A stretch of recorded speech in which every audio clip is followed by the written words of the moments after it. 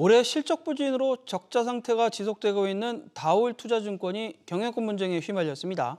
최근 2대 주주인 슈퍼개미가 경영권을 노리고 있기 때문인데요. 업계에선 6년 전 KTB 투자증권 시절 경영권 분쟁이 재현되는 게 아니냐는 평가도 흘러나오고 있습니다.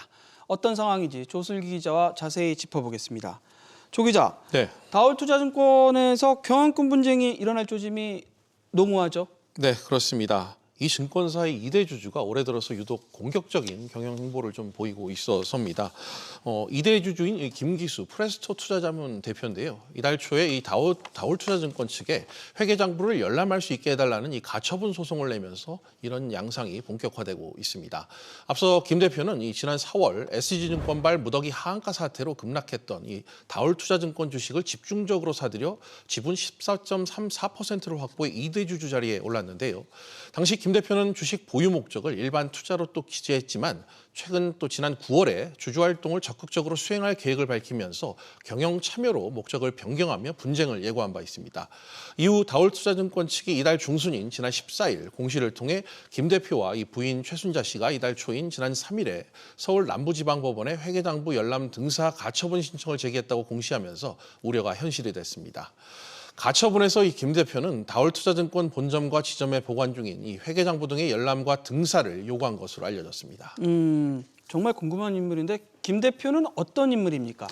일단 여러 차례 좀 컨택을 시도를 했었지만 교사 출신으로 이 투자자문사 대표를 맡고 있다는 것 외에는 현재까지 정확하게 알려진 바가 없습니다. SG증권발 이 주가 폭락 사태 당시 이 다올투자증권 주식을 친인척들과 이 대거 쓸어 담은 뒤에 2대 주주에 오르면서 점차 주목받기 시작했는데요. 앞서 이 지분 보유 목적을 일반 투자에서 경영 참여로 이 바꾼 만큼 이번 가처분 신청 역시 회사 경영 상황 개선과 주주 가치 증대를 위한 행보로 현재 풀이하고 있습니다. 결국엔 문제는 다올투자증권 경영성적표인데 얼마나 안 좋길래 이렇게 그 슈퍼개미한테 휘둘리는 상황이 된 건가요?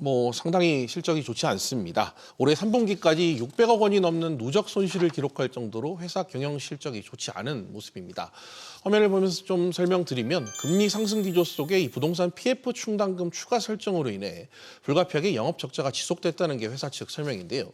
실제로 분기 보고서 공시 자료를 보면 작년 4분기 255억 원 영업 손실을 시작으로 올해 1분기 115억 원, 2분기에는 228억 원, 3분기에는 이 300억 원 넘게 손실 규모가 커지면서 4분기 연속 적자 행진을 이어가고 있습니다. 회사 실적이 좋지 않아서인지 이 회사에서 짐을 싸서 회사를 떠나는 인력들도 꽤 많았는데요. 금감원에 따르면 올해 상반기 기준 국내 61개 증권사의 임직원 수 3만 9천여 명으로 집계됐는데 작년 말보다 600여 명 정도 줄었습니다. 이 가운데 다올이 155명으로 전체 감원 인력의 4분의 1을 차지했습니다. 그런데 조 기자. 네. 증권가에서 얘기를 들어보니까 다올증권에서 최근 벌어지는 일들이 지난 그 2017년 당시 경영권 분쟁 때하고 비슷하다. 이런 얘기가 많던데요. 네, 지분 경쟁 구도를 보면 상당히 좀 유사한 점을 찾을 수가 있습니다.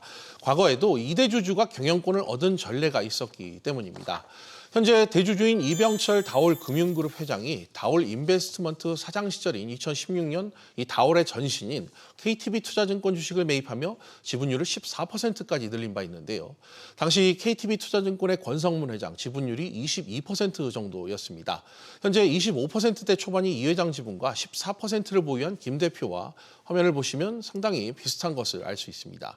과거 이 회장의 경영권 인수 당시 지분율 14%와 비슷한 건 좀 우연의 일치라고 치더라도 회사의 현 상황이 당시를 떠올리게 하는 건 분명한 사실입니다. 2017년 이 회장과 권 회장 간의 경영권 분쟁이 수면 위로 드러나던 와중에 횡령, 배임 혐의로 이 검찰 수사를 받던 권 회장이 2018년 초 보유 지분 전량을 이 회장에게 넘기면서 분쟁이 일단락된 바 있는데요. 당시 이 주주총회 표대결까지 가지 않아서 그렇지 분쟁이 일단락되기 직전까지 지분 싸움을 벌이면서 적대적 M&A처럼 비춰지기도 했습니다. 따라서 이번에도 2대 주주인 김 대표가 현 이병철 회장과 다올투자증권을 놓고 지분 확보 경쟁을 펼칠 수 있다고 보는 관측이 나오는 겁니다. 조 기자, 이번에도 슈퍼개미가 적대적 M&A에 나설 가능성 있나요? 방금 지분 구도를 좀 대조해서 보여드렸지만 아무래도 적대적 M&A에 직접적으로 나설 가능성은 낮다는 관측이 업계에선 우세합니다. 현 이병철 회장을 비롯해 경영진과 교류가 있었던 투자자도 아닐 뿐더러 최근 가처분 신청 전까지 적극적으로 주주 활동을 한 적이 없어서입니다. 경영권 분쟁 조짐이 있는 건 분명하지만 배당 확대, 지배구조 개선 등의 이 주주가치 제고를 위해 제안하는 역할에 그칠 것으로 업계에서는 보고 있습니다. 아울러 김 대표가 이 경영권 분쟁에서 이기더라도 금융당국의 대주주 적격성 심사라는 큰 산을 또 넘어야 하는 과제도 있기 때문입니다. 자금 형성 과정을 비롯해 이 출자 능력, 사회적 신용 등 다양한 요건을 심사하는 만큼 일련의 요건을 충족하기 어려울 것이란 관측도 적지 않습니다.